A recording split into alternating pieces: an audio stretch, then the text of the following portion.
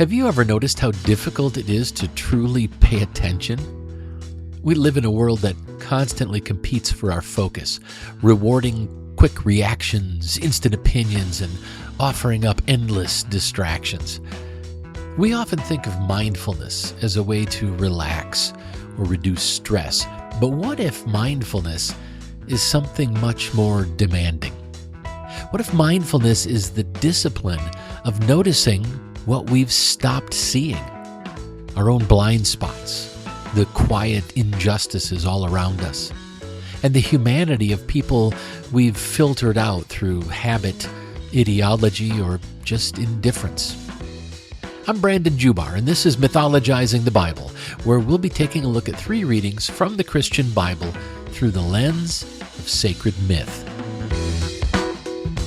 As we reflect on the readings for the 20th Sunday in Ordinary Time, we'll explore how genuine mindfulness grows by paying attention to what truly matters, practicing justice, cultivating humility, and becoming fully present to the people right in front of us. In this episode, we're asking a deceptively simple question. What does it really mean to be mindful? Together, we'll discover why mindfulness is far more than inner peace, why humility begins with recognizing our own limitations, and why the greatest act of generosity may simply be giving another human being our complete attention. And before we're finished, I'll leave you with one question that may change the way you notice the world and the people in it. So grab a comfy seat, a glass of your favorite beverage, and let's look at some ancient stories together in this edition of Mythologizing the Bible, where we'll be exploring the readings for the 20th Sunday in Ordinary Time, Cycle A of the Roman Catholic Lectionary. So our first reading is from the prophet Isaiah. It's chapter 56, verses 1 and verses 6 and 7. Our second reading is from Paul's letter to the Romans. It's chapter 11, verses 13 through 15, and then the lectionary skips ahead to verses 29 through 32. And our gospel reading is from Matthew.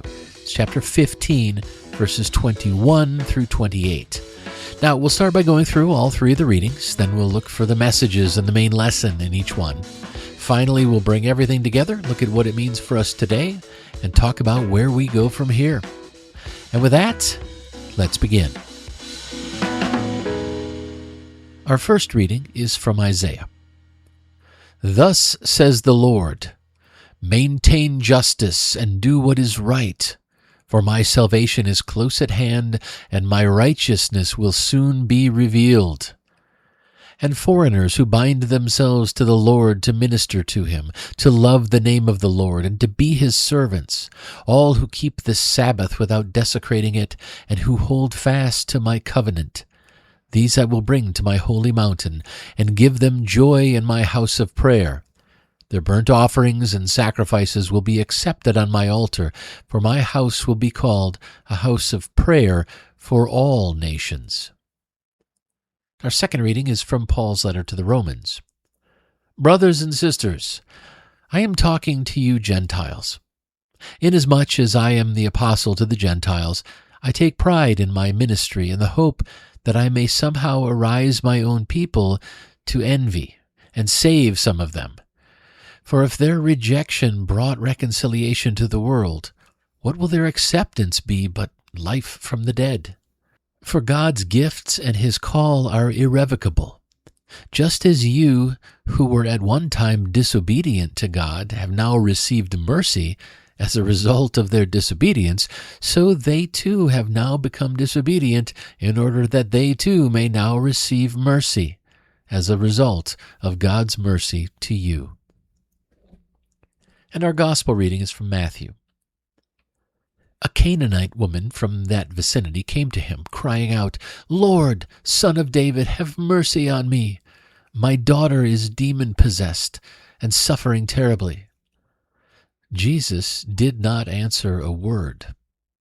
So his disciples came to him and urged him, Send her away, for she keeps crying out for us. He answered, I was sent only to the lost sheep of Israel. The woman came and knelt before him. Lord, help me, she said. He replied, It is not right to take the children's bread and toss it to the dogs. Yes, it is, Lord, she said. Even the dogs eat the crumbs that fall from their master's table. Then Jesus said to her, Woman, you have great faith. Your request is granted.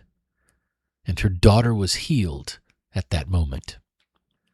All right, so let's go back and take a critical look at these readings and see what learnings and lessons we can find if we dig around just a little bit. So our first reading was from the prophet Isaiah. And whether these words came from divine inspiration or just the moral imagination of some ancient prophet or writer, that isn't really the point. What stands out is the initial call to remain sort of constantly attentive to justice. It's a reminder that living ethically isn't something we do once in a while. It requires paying attention every single day. That was the commitment that was being requested. These days, we often think of mindfulness as a way to reduce stress or find inner peace. Okay, those are worthwhile goals. But Isaiah points us towards something much broader. Mindfulness, it isn't just about what's happening inside of us. It's more about noticing what's happening around us. It's the discipline of paying attention to how our words, our choices, our actions affect the people that we share the world with. We can't build a just society if we're asleep at the wheel, just sort of drifting through life on habit and assumption. Real mindfulness asks us to slow down long enough to notice what we've stopped seeing. Who is being excluded? Who needs encouragement? Where have convenience or tradition quietly replaced compassion? Ethical living begins the moment we become fully present to those questions. Justice isn't built by good intentions alone. It grows from the daily practice of paying attention. Mindfulness begins when we intentionally notice how our everyday choices affect the well-being of others. So the main lesson I got from our first reading is that mindfulness notices what matters. Every day gives us countless opportunities to choose kindness over indifference, to choose fairness over convenience, to choose awareness over autopilot. The more intentionally we pay attention to the people and the situations around us, the more capable we become of building a world that reflects our highest values. Mindfulness notices what matters. But our second reading was from Paul's letter to the Romans. And whether or not you agree with Paul's theology, he offers in here, sort of buried in this reading, an important insight into the human condition. See, kind of at the heart of this passage is the recognition that none of us stands above anyone else. We all have blind spots. We all make mistakes. And we all depend on the grace, patience, and understanding of other people more often than we'd probably like to admit. That's where mindfulness becomes so much more than simply paying attention. It becomes the practice of noticing ourselves, our assumptions, our pride, maybe our tendency to believe that we've got everything all figured out, and then to see how that impacts our interactions with others. It is remarkably easy to judge people who think differently than we do. It's a hell of a lot harder to pause and ask, is there something I could be missing here? That kind of honest self-examination, it doesn't weaken our convictions, it strengthens them by grounding them in humility instead of ego. Mindfulness reminds us that every person, including ourselves, is a work in progress. The moment we stop seeing people as us and them and begin recognizing our shared imperfection, that's the moment compassion becomes much more natural. Humility doesn't require us to abandon our principles. It just asks us to remember that No one has a monopoly on wisdom. This reading seems to be saying that mindfulness grows when we recognize our shared humanity before focusing on our differences. So the main lesson I got from our second reading is that mindfulness begins with humility. The next time you find yourself feeling certain that someone else has it just completely wrong, take a moment to examine your own assumptions first. That simple pause creates a little space for empathy, curiosity, and maybe a little bit of a genuine understanding. Mindfulness begins with humility. Okay, our final reading was from the Gospel of Matthew, and what makes this story so compelling is that it challenges deeply ingrained prejudice. At first, Jesus appears to respond to the Canaanite woman through the cultural assumptions of his time, from the cultural assumptions of a Galilean Jewish man. He was treating her as an outsider because that's the way he saw her. That's the way his culture saw her. But the conversation doesn't end there. Why? Because he listens. He remains present. And the encounter ends up changing the outcome. That's a powerful reminder that mindfulness isn't just about paying attention to our own thoughts. It's about paying attention to the person standing right in front of us. We all carry assumptions shaped by our upbringing, our culture, our experiences. And those assumptions, look, I'll be honest, they help us navigate the world. They really do. But they can also prevent us from truly seeing people as they are. Mindfulness invites us to slow down long enough to recognize when we're reacting to a label instead of responding to a human being. Some of the most meaningful moments in our lives happen when another person's story interrupts our own assumptions. That's when stereotypes start to crumble. Empathy starts to replace judgment, and genuine connection becomes possible. We don't become more compassionate by just memorizing better principles. We become more compassionate by learning to be fully present with people whose experiences are different from our own. Mindfulness transforms us when we stop reacting to labels and start responding to people. So the main lesson I got from our gospel reading is that mindfulness sees the person. Every person you meet carries a story you will never fully know. But the more present you become, the more likely you are to look beyond first impressions and respond with your foundational values, things like curiosity, empathy, and compassion. Mindfulness sees the person. All right, so let's review the lessons we've talked about so far. In our first reading from Isaiah, the main lesson I came away with was mindfulness notices what matters. In our second reading from Romans, the main lesson I got was mindfulness begins with humility. And finally, the main lesson I got from our gospel reading was mindfulness sees the person. Throughout these three readings, mindfulness emerges as far more than just some new age technique for finding inner peace. Mindfulness is the disciplined practice of paying attention to the consequences of our actions, to the assumptions we carry, especially to the humanity of the people around us. Mindfulness begins by noticing what truly matters instead of just drifting through life on autopilot. Mindfulness deepens as humility reminds us that our own perspectives, they're always incomplete. And that opens the door to empathy rather than arrogance.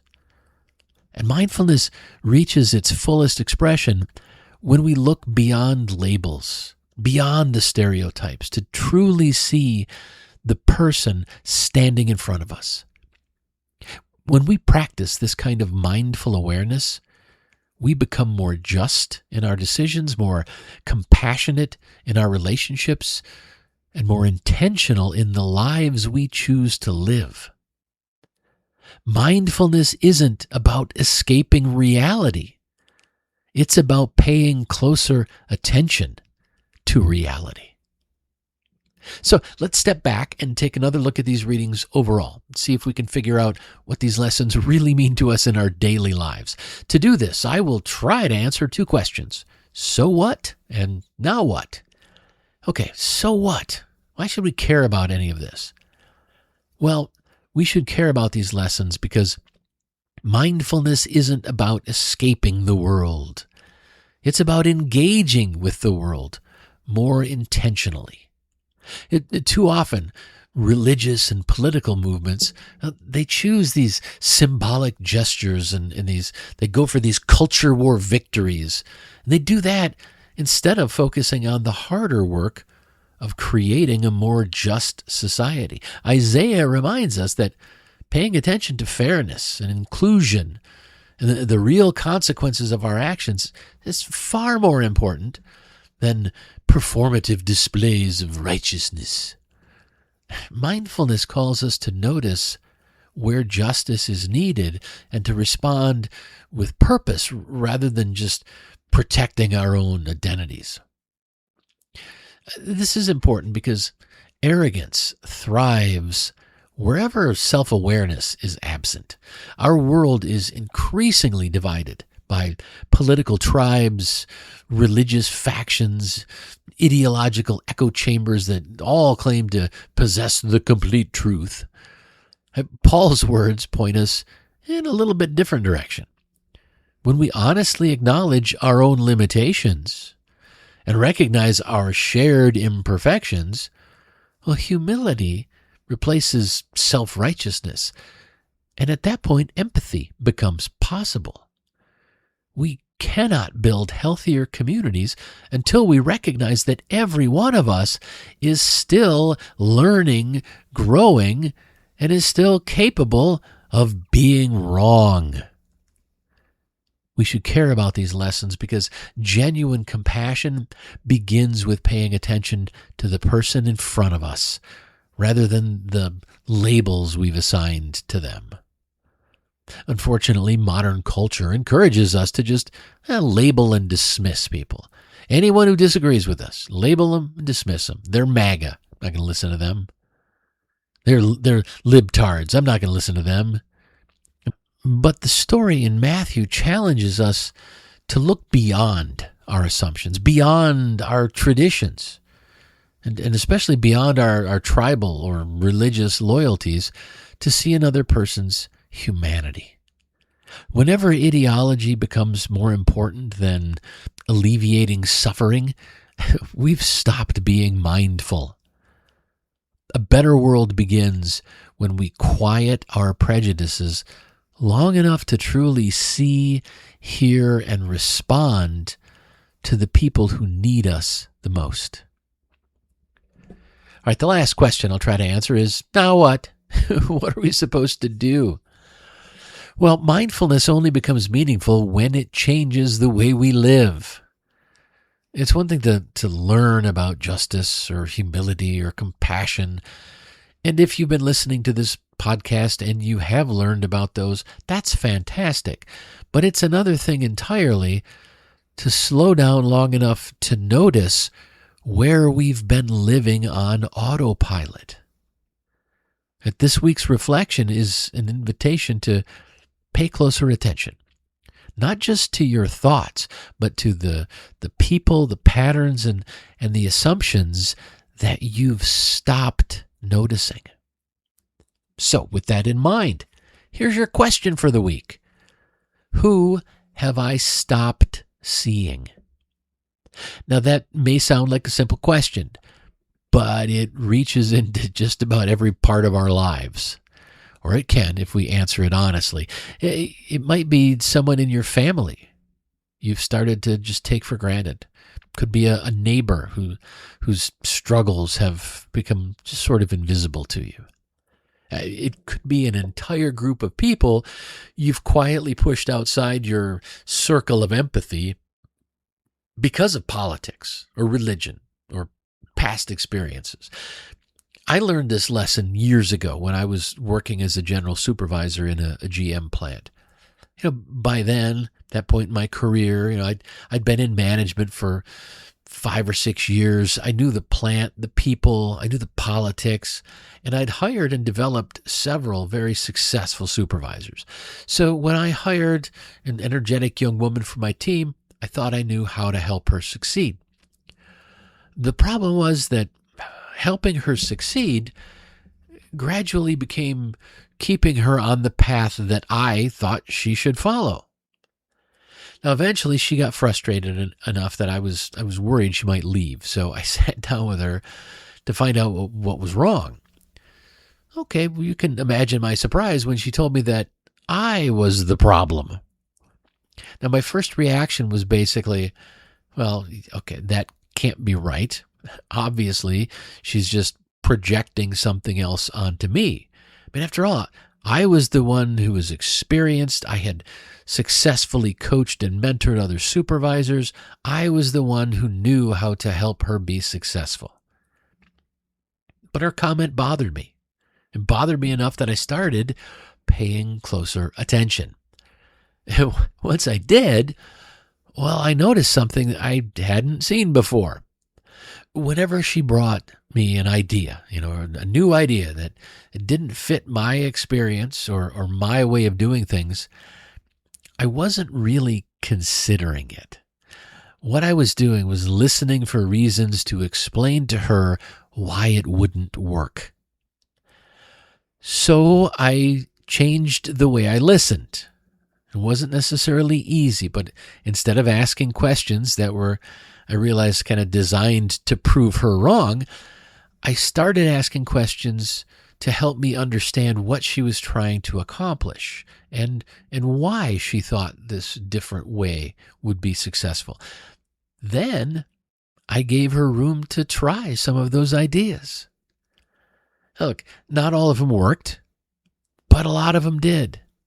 And she became energized again. We both learned from her experiments, and before long, she earned a promotion to general supervisor at another facility. The biggest lesson for me wasn't that she had become invisible.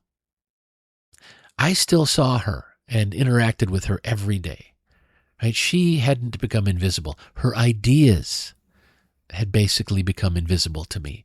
My own experience had become a filter that prevented me from seeing what she might be able to contribute. Once I became mindful of that blind spot, I was able to change my behavior, and ultimately, both of us became more successful because of it. So think about that question. Who have I stopped seeing? The people around us don't become less valuable because we've stopped noticing them or their ideas. More often, it's just our attention that's drifted.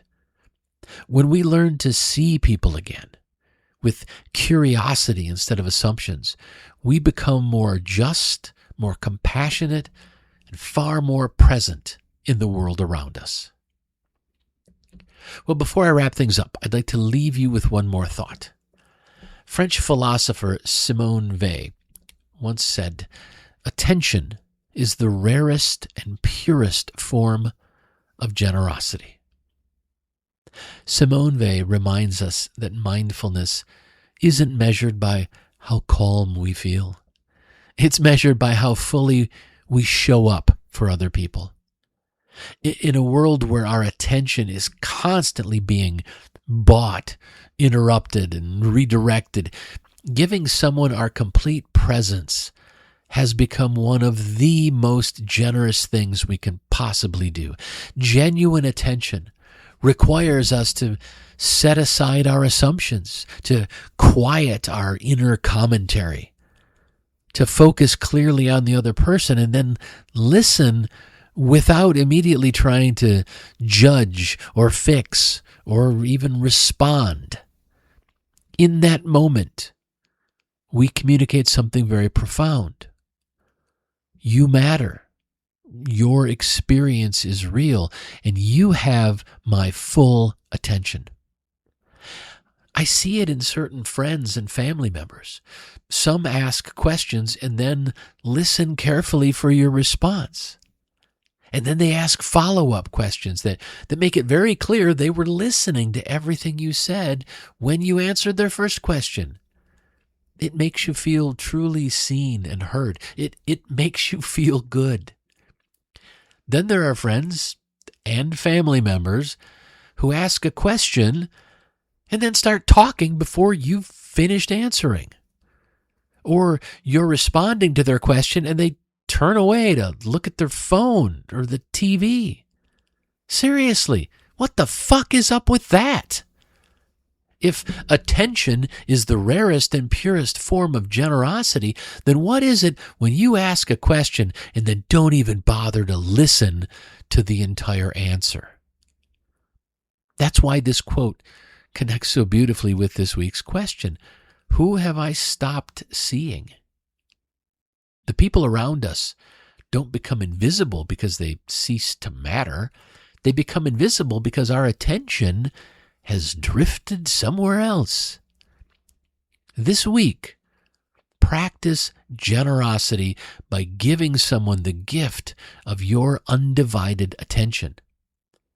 When you ask a question, shut up and listen carefully to the answer. Put your goddamn phone away during a conversation. Listen to understand instead of waiting for your turn to talk more. And look, don't ask a question so that you can use it to just launch into your own story. If you want to tell your story, just tell your story. Don't pretend you care about the other person by asking a question that you're not going to bother to listen to the answer to. Instead, intentionally ask a thoughtful question. Listen to the words that are shared in response. All of them. Listen till the end. But also pay attention to what isn't being said. I think you'll be surprised at just how much people are communicating when we're truly paying close attention. Mindfulness isn't just about noticing the world more clearly. It's about helping other people feel seen, heard, and valued.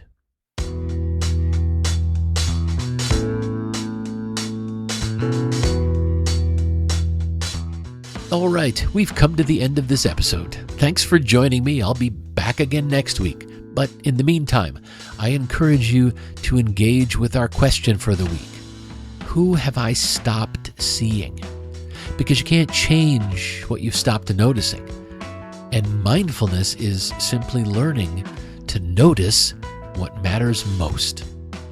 I hope you enjoyed this episode of Mythologizing the Bible as we did a deeper dive into the readings for the 20th Sunday in Ordinary Time, Cycle A of the Roman Catholic Lectionary. Remember that mindfulness isn't about escaping reality. It's about paying closer attention to it. The Bible readings used for this episode are from the Holy Bible, New International Version, NIV.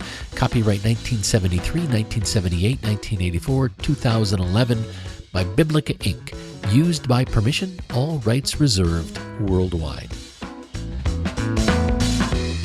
Thank you for listening. If you like this content, please consider telling a friend about it. The more people who hear the positive messages I'm sharing, the better. Mythologizing the Bible is a live-streamed series. It's held most Thursdays at 8 p.m. Eastern Time. You can check it out on twitch.tv/thecodaproject. Mythologizing the Bible is part of the overall values-based approach to life that I focus on at thecodaproject.com. I also publish the Weekly Compass, other blog posts about living a life that's aligned with your core values, and I share ways that you can become politically active from the comfort of your own home. To learn more, To subscribe to my mailing list and to keep up on everything I'm doing with the Coda Project, please visit thecodaproject.com.